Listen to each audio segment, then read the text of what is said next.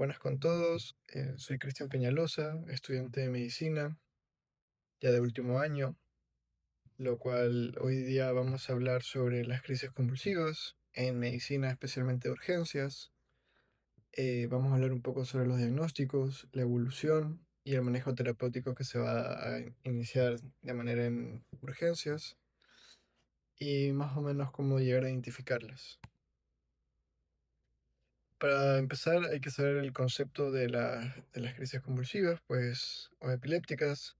Son el conjunto de fenómenos clínicos que van a aparecer de una manera brusca. eh, Esto acá, de manera brusca y transitoria.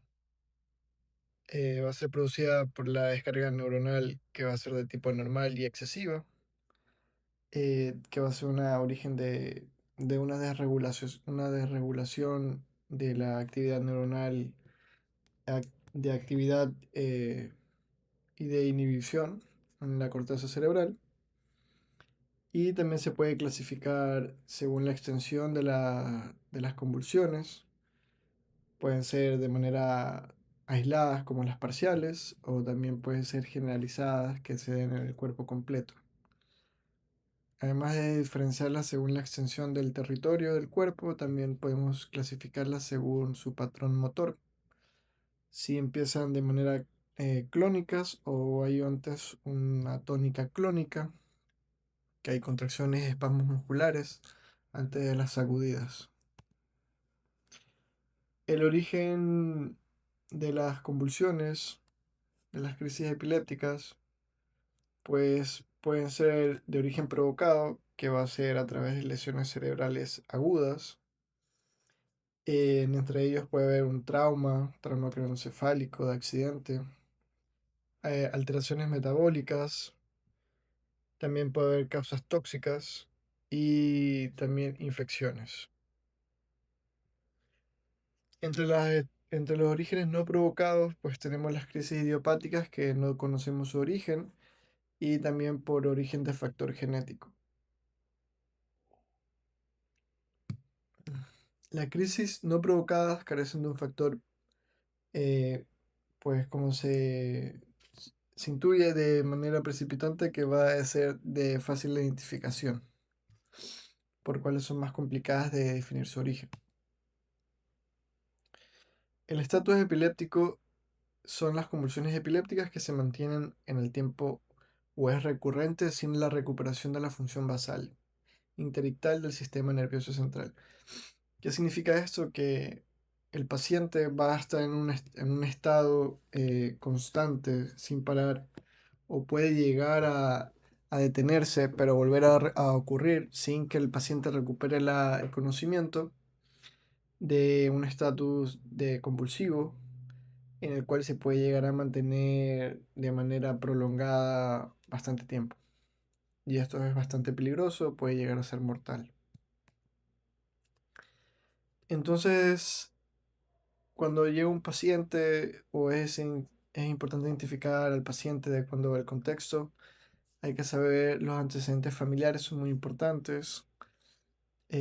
Saber la historia neurológica en la familia, si hay padre o madre o abuelos que han tenido ya crisis epilépticas o son ya diagnosticados epilépticos o hay otro trastorno neurológico, antecedentes personales del paciente, comorbilidades metabólicas, hábitos tóxicos, etcétera.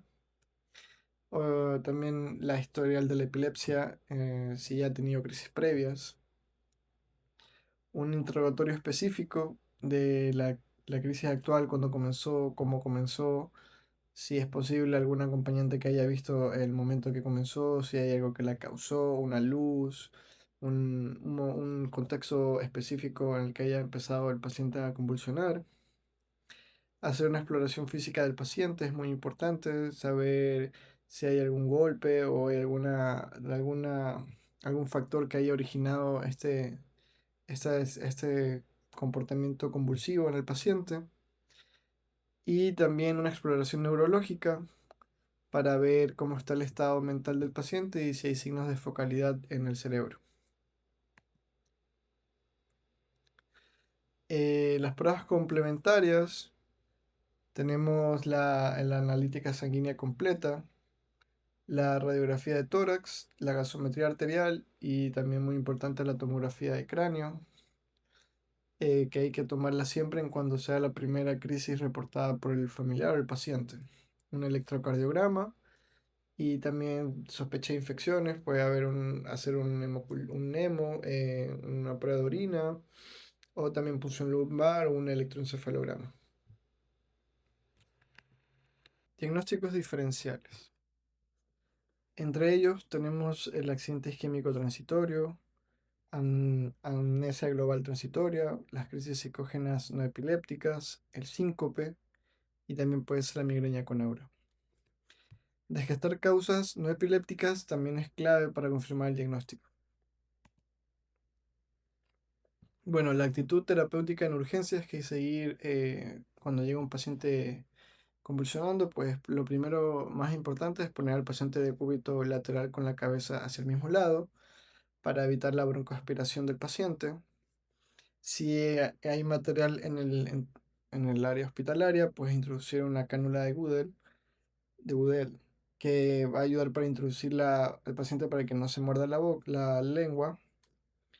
También hay que tomarle un monitoreo constante de los signos vitales, frecuencia cardíaca, saturación de oxígeno, frecuencia respiratoria, presión. Darle una oxigenoterapia, administrar O2 al 50% en una mascarilla tipo Ventimask y glicemia capilar.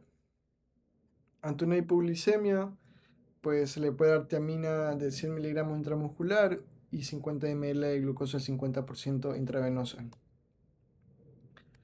La actitud, bueno, los segundos pasos pues son canalizar vías venosas con suero salina del 0,9% y muestra de sangre para una analítica completa. Luego de estos pasos, del manejo ahora de, de los 5 a 10 primeros minutos, se puede llegar a utilizar entre diazepam o clonazepam. En la dosis de diazepam pueden ver que es de 0,15 miligramos por el kilogramo de peso del paciente por vía intravenosa a una velocidad de 2 miligramos por minuto y repetir dosis máxima hasta dosis máxima de 20 miligramos. El beneficio del diazepam pues tiene una facilidad de atravesar la barrera hematoencefálica y tiene una efectividad de 20 a 30 minutos. También se puede utilizar clonazepam con la dosis de 0,1 miligramos por el kilogramo de paciente por vía intravenosa a una velocidad de 1 miligramo cada 2 minutos y repetir hasta una dosis máxima de 10 miligramos. Luego de eso, el manejo de 10 a 25 primeros minutos, si el paciente sigue convulsionando, podemos utilizar fenitoína o ácido valproico o levetiracetam. En la fenitoína, pues las dosis son de 20 miligramos por kilogramo de peso intravenoso. En suero fisiológico, muy importante, a una velocidad de 50 miligramos por minuto. Si el paciente ya tomaba este medicamento, podemos darle 10 miligramos por kilogramo de peso al mismo ritmo. Y si no sé, pues sí, unos 5 miligramos por kilogramos adicionales. En ácido valproico, el bolo inicial es de 20 a 40 miligramos por kilogramo intravenoso, seguido de una perfusión continua, de 1 miligramo por kilogramo del paciente por hora. El levetiracetam es de 1000 a 3000 miligramos diluidos en mínimo de 100 ml de suero fisiológico y pasar en 15 minutos y repetir a las 12 horas.